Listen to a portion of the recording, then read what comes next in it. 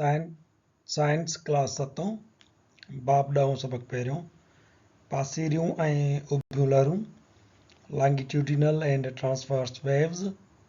आउं आहियां साइंस जो उस्ताद नजीला चन्ना, अव्हांखे सिंध ऑनलाइन स्कूल में भलीकार। असांजे अॼोके लेक्चर जा मौज़ू आहिनि आवाज़ तवानाई जो क़िस्म, साउंड एज एनर्जी फॉर्म, आवाज़ ऐं ज़रियो, साउंड एंड मीडियम, पासीरियूं ऐं उभियूं लहरूं लॉन्गिट्यूडिनल एंड ट्रांसवर्स वेव्स। आवाज़ तवानाई जो हिकु क़िस्म आहे। आवाज़ लहरुनि जी सूरत में सफ़र कंदो आहे। अव्हां 6वीं क्लास में पढ़ियो हुयो त आवाज़ जंहिंखे सोनिक एनर्जी चऊं था, साउंड एनर्जी, उहो पिणु mechanical energy, thermal energy, nuclear energy, chemical energy, electromagnetic energy ऐं इहे तवानाई जे ॿियनि सूरतुनि वांगुरु तवानाईअ जी हिकिड़ी सूरत आहे। Sound is a form of energy and it travels in the form of waves. आवाज़ तवानाई जो हिकु क़िस्म आहे ऐं आवाज़ लहरुनि जी सूरत में सफ़र कंदो आहे। जीअं रोशनी लहरुनि जी सूरत में सफ़र कंदी आहे, ईअं ई आवाज़ पिणु लहरुनि जी सूरत में सफ़र कंदो आहे। अव्हां कॾहिं पाणीअ में भींड उछलियो आहे? अव्हां पाणी में पैदा थियल लहरुनि खे ॾिसो।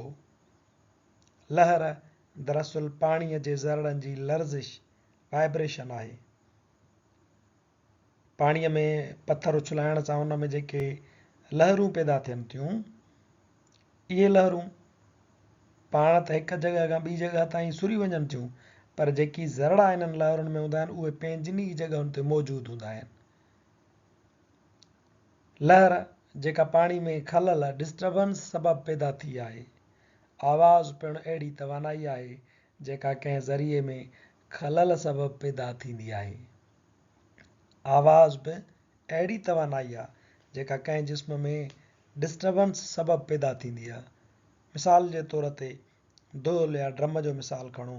जॾहिं असीं दोल जे परदे खे धकु हणंदा आहियूं त उहो लर्ज़िश कंदो आहे ऐं आवाज़ पैदा थींदो आहे। इनखे जॾहिं डिस्टर्ब कंदा आहियूं त उन मां वाइब्रेशन्स पैदा थींदियूं आहिनि ऐं उहे जेके लहरूं पैदा कंदियूं आहिनि उनखे ई असीं आवाज़ सॾियूं था। जॾहिं असीं गिटार जी तार खे छुहंदा आहियूं त उहा लर्ज़िश कंदी आहे ऐं आवाज़ पैदा थींदो आहे। जॾहिं असीं कांटे जे छेड़े खे लोॾियूं था, हिन छेड़े खे जॾहिं असां पकिड़े हथु कढूं था त इहो लर्ज़िश कंदो आहे ऐं उन मां आवाज़ पैदा थींदो आहे। हाणे इन्हनि टिनी जिस्मनि में ॾिसो त असां उन्हनि में हिकिड़ो खलल पैदा कयोसीं, डिस्टर्बेंस पैदा कईसीं, जंहिंजे करे लहरूं पैदा थियूं ऐं पोइ आवाज़ पैदा थिए थो। आवाज़ लहरुनि जी सूरत में सफ़र कंदो आहे ऐं लहरुनि खे हिकु हंध खां ॿिए हंध ताईं पहुचण लाइ कंहिं न कंहिं ज़रिए जी ज़रूरत पवे थी। ख़ासि तौर ते आवाज़ जी लहरुनि खे हिकु हंध खां ॿिए हंधि पहुचण जे लाइ कंहिं न कंहिं ज़रिए जी ज़रूरत पवंदी आहे। जेकॾहिं आवाज़ खे को बि ज़रियो मुयसरु न हुजे त आवाज़ सफ़र न करे सघंदो। मिसाल जे तौर ते हीअ हिकिड़ी इलेक्ट्रिक बेल आहे, बिजलीअ ते वॼंदड़ घंटी आहे।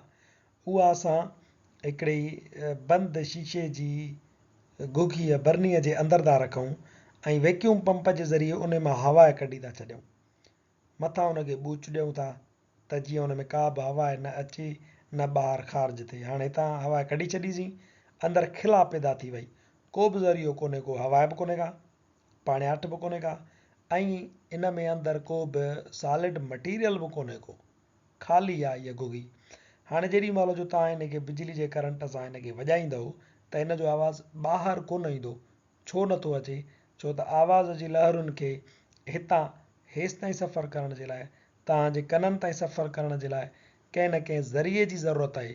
या त पाणी हुजे हा त बि आवाज़ पहुची वञे हा, या त हवा हुजे हा त बि आवाज़ पहुची वञे हा, या सॉलिड शइ तार ॻंढियल हुजे हा हिन सां असां ताईं त उन जो आवाज़ बि असां ताईं पहुची वञे हा वाइब्रेशन्स जे ज़रिए। सो आवाज़ लहरुनि जी सूरत में सफ़र कंदो आहे ऐं लहरुनि खे हिकु हंध खां ॿिए हंध ताईं पहुचण लाइ कंहिं न कंहिं ज़रिए जी ज़रूरत पवे थी। उहो ज़रियो, उहो मीडियम पाणियाठ हुजे त बि आवाज़ पहुची वेंदो, उहो ज़रियो गैस हुजे, हवा हुजे त बि आवाज़ सफ़र कंदो, या उहो ज़रियो जेकॾहिं ॾिसो सॉलिड आहे, भित आहे, परियां भित जे केरु आङुर जो ठहको करे त ओरियां तव्हां कनु रखो त तव्हांखे उहो ठहको ॿुधण में ईंदो। याने आवाज़ खे सॉलिड, लिक्विड या गैस जहिड़े मीडियम्स जी ज़रूरत पवंदी आहे। पासीरियूं ऐं उभियूं लहरूं, लॉन्गिट्यूडिनल एंड ट्रांसवर्स वेव्स। लहरूं तवानाई खे हिकु हंधा ॿिए हंधि ताईं मुंतक़िल कंदियूं आहिनि, पर तवानाई जा मुख़्तलिफ़ क़िस्म जी लहरुनि ज़रिए हिकु हंध खां ॿिए हंध ताईं पहुचनि था। लहरुनि जे क़िस्मनि जूं पंहिंजूं पंहिंजूं अलॻि अलॻि ख़ासियतूं आहिनि। के लहरूं सख़्तु पाणियाठ ज़रिए मां गुज़रनि थियूं त के खिला मां बि गुज़री वञनि थियूं। अलॻि अलॻि क़िस्मनि जूं लहरूं आहिनि, उन्हनि खे असां पढ़ंदासीं, सम्झंदासीं ऐं उन्हनि जी ख़ासियतुनि खे सम्झंदासीं। ॿिनि क़िस्मनि जूं लहरूं पाण हिते असां डिस्कस कयूं था। नंबर पहिरियों आहे पासीरियूं लहरूं, लॉन्गिट्यूडिनल वेव्स, ऐं नंबर ॿियो आहे उभियूं लहरूं, ट्रांसवर्स वेव्स। नंबर पहिरियों पासीरियूं लहरूं, लॉन्गिट्यूडिनल वेव्स। हिन क़िस्म जी लहरुनि में लहर या तवानाई जो रुख ऐं ज़रड़नि जी चुरपुर जो तरफ़ मुतवाज़ी पैरालल हूंदो आहे। हिन क़िस्म जी लहरुनि में हिकिड़ा हिसा छिडरा रेयरफेक्शन्स ऐं ॿिया हिसा घाटा कंप्रेशन्स वारा पैदा थींदा आहिनि। ॾिसो हिन स्लिंकीअ जी मूवमेंट खे जेॾी महिल जो हथु हिन खे लोॾो ॾिए थो त ॾिसो एनर्जी जेका आहे, जेका तवानाई आहे, जेका लहर आहे, उहा हिन रुख में सफ़र थी करे, ऐं जेका पार्टिकल मोशन आहे, जेका ज़रड़नि जी चुरपुर आहे, उहा पिणु हिन ई तरफ़ थी चुरपुर करे। हिन जेके ही ज़रड़ा आहिनि उहे हेसी ताईं अचनि था, ही जेके आहिनि उहे हेसी ताईं अचनि था। याने ज़रड़नि जो रुख ऐं लहर जो रुख ॿिन्ही जो पैरालल आहे, साॻे तरफ़ आहे। ऐं हिन में तव्हांखे हिन क़िस्म जी लहरुनि में हिकिड़ा हिसा तव्हांखे छिडरा, हाणे ही घाटो हिसो आहे जेको वञे थो पियो, ऐं ॿियो हिसो छिडरो आहे। हिकिड़ा हिसा तव्हांखे घाटा नज़र ईंदा, ॿिया हिसा तव्हांखे छिडरा नज़र ईंदा। अहिड़े क़िस्म जी लहरुनि खे असां लॉन्गिट्यूडिनल वेव्स, पासीरियूं लहरूं सॾियूं था।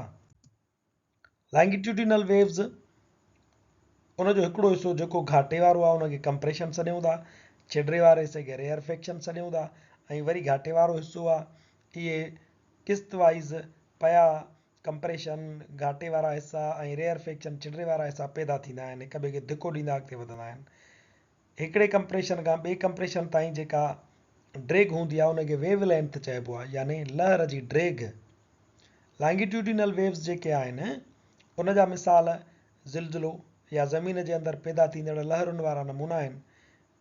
आवाज़ जूं लहरूं पिणु पासीरियुनि लहरुनि वसीले सफ़र कनि थियूं, ख़ासि तौर ते पाणियाठ ऐं हवा मां आवाज़ पासीरियुनि लहरुनि वसीले सफ़र करे थो। इहो तव्हांखे यादि करणु घुरिजे त आवाज़ जूं लहरूं लॉन्गिट्यूडिनल वेव्स जी सूरत में ई सफ़र कंदियूं आहिनि, ख़ासि तौर ते पाणियाठ में ऐं हवा में। ॿियो नंबर जेको लहरुनि जो क़िस्म आहे उहो आहे उभियूं लहरूं, ट्रांसवर्स वेव्स। हिन क़िस्म जी लहरुनि में लहर या तवानाई जे रुख सां ज़रड़नि जी चुरपुर जो तरफ़ उमूदी परपेंडिकुलर हूंदो आहे। ॾिसो हीअं लहर जो रुख आहे या तवानाई जेका आहे उहा हिन रुख में थी वञे, एनर्जी ट्रांसपोर्ट हिन रुख में थी थिए, जॾहिं त जेके हिन स्लिंकी जा ज़रड़ा आहिनि उहे मथे चुरपुर था कनि, हेठि मथे। यानी इहो हिन फॉर्म में जेका चुरपुर था कनि इहा हिन सां 90 जी कुंड थी ठाहे हिते, त ही उमूदी ज़रड़नि जी चुरपुर आहे। ज़रड़ा उमूदी तरफ़ में ऐं लहर हिन तरफ़ में चुरपुर कंदी आहे। अहिड़ियुनि क़िस्म जी लहरुनि खे चइबो आहे उभियूं लहरूं। ॿी ॻाल्हि हीअ आहे त हिन क़िस्म जी लहरुनि में हिकिड़ा हिसा उभरियल क्रेस्ट याने हिकिड़ा हिसा चोटियुनि नमूने हूंदा आहिनि, ऐं ॿिया हिसा वरी झुकियल ट्रफ याने उहे वरी तरे नमूने हूंदा आहिनि। ॾिसो हिते तव्हांखे हिकिड़ियूं चोटियूं नज़र अचनि थियूं, वरी हेठि नज़र अचे थी तव्हांखे, जीअं पाणीअ जी लहर हूंदी आहे, मथे वरी हेठि, मथे वरी हेठि। हाणे मथे वारे हिसे खे चवंदा क्रेस्ट चोटी, हेठां वारे हिसे खे चवंदा ट्रफ या तरो, हीअं मथे वरी हेठि, मथे वरी हेठि। ट्रांसवर्स वेव्स जेके आहिनि उन जो ही वारो जेको हिसो आहे मथे, ही वारो हिसो इहो क्रेस्ट आहे, चोटी आहे, ही वारो तरो आहे ट्रफ, ही वारो चोटी आहे ऐं ही वारो तरो आहे, इन खे ई लहर चइबो आहे। जेकॾहिं ॾिसो हेॾां बि ॿार हिकिड़ी रसी खे झलियूं बीठो आहे, हेॾां बि झलियूं बीठो आहे, उनखे लोॾनि कोन था, छिकियूं झलियूं बीठा आहिनि, त उहा इक्विलिब्रियम में रेस्ट पोज़ीशन में उहा रसी हीअं हूंदी। पर जेकॾहिं उनखे हिकिड़ो ॿार लोॾो ॾिए त उन में लहर पैदा थींदी। इहा लहर ट्रांसवर्स वेव, जेको हिकिड़ा हिसा हुनजा मथे हूंदा चोटियुनि नमूने ऐं ॿिया हेठि हूंदा ट्रफ वारी सूरत में, त मथियां जेके हिसा आहिनि उन्हनि खे असां क्रेस्ट सॾियूं था, चोटियूं। इन्हनि खे ॾिसंदे ॿिया बि हिते टर्म्स जेके आहिनि उहे इस्तेमालु थियल आहिनि, ऐं इन प्रॉपर्टीज़ ऑफ वेव जेके आहिनि, ख़ासियतूं जेके लहरुनि जूं आहिनि, उहे पिणु तव्हां ॾिसी सघो था। हिकिड़ी क्रेस्ट खां ॿी क्रेस्ट ताईं जी जेका माप आहे उनखे वेव लेंथ चइजे थो। जॾहिं त वरी क्रेस्ट खां वठी ट्रफ ताईं जेको सॼो मुफ़ासिलो आहे उनखे वेव हाइट चइबो आहे। नॉर्मल पोज़ीशन खां जेका रेस्ट वारी पोज़ीशन आहे उन खां मथे क्रेस्ट ताईं वारे मुफ़ासिले खे एम्पलीट्यूड चइबो आहे। हाणे एम्पलीट्यूड अधु थो थिए, वेव हाइट जेका आहे उहा ॾिसो क्रेस्ट खां ट्रफ ताईं आहे, यानी हिकिड़ी मुकमल तौर ते उनजो अधु जेको आहे उहो एम्पलीट्यूड जे वञी करे बराबरि थींदो आहे। ट्रांसवर्स वेव्स जेके आहिनि उनजा जेकी मिसाल आहिनि रोशनी जूं लहरूं आहिनि, ऐं सख़्तु शयुनि में सफ़र कंदड़ आवाज़ जूं लहरूं पिणु शामिल आहिनि। इहा ॻाल्हि तव्हां ज़हन में रखो त आवाज़ हवा में ऐं लिक्विड में पासीरनि लहरुनि जे ज़रिए सफ़र कंदो आहे, जॾहिं त सख़्तु शयुनि में ट्रांसवर्स वेव्स उभिन लहरुनि जी सूरत में सफ़र कंदो आहे। ऐं ॿियो आहिनि रोशनीअ जूं लहरूं। ही लहरूं खिला मां पिणु गुज़री वेंदियूं आहिनि। यादि रखो त आवाज़ सिर्फ़ु सख़्तु शयुनि मां उभिन लहरुनि वसीले सफ़र कंदो आहे। जेकॾहिं हवा मां पाणियाठ मां बि जेकॾहिं आवाज़ हिननि लहरुनि जी सूरत में सफ़र करे हा त पोइ इहो आवाज़ जेको आहे सो खिला मां बि सफ़र करे वञे हा, छो त हीअ लहरूं खिला मां बि सफ़र कंदियूं आहिनि। जीअं रोशनी जेका आहे सिज तां उहा असां ताईं पहुचे थी, विच में खिला बि क्रॉस करे अचे थी, छो त रोशनी बि हिननि उभिन लहरुनि में सफ़र कंदी आहे। ईअं ई आवाज़ जूं जेकॾहिं लहरूं हिन सूरत में खिला में बि सफ़र कनि, हवाए में सफ़र कनि त खिला मां बि क्रॉस करे असां ताईं पहुचनि हा। पर ही वारी जेका सूरत आहे आवाज़ जी लहरुनि जी उहा सिर्फ़ु ऐं सिर्फ़ु सख़्तु शयुनि में ई थींदी आहे। असांजो लेक्चर हिते पुॼाणी ते पहुचे थो। वधीक वीडियोज़ लाइ ॾिसंदा रहो सिंध ऑनलाइन स्कूल।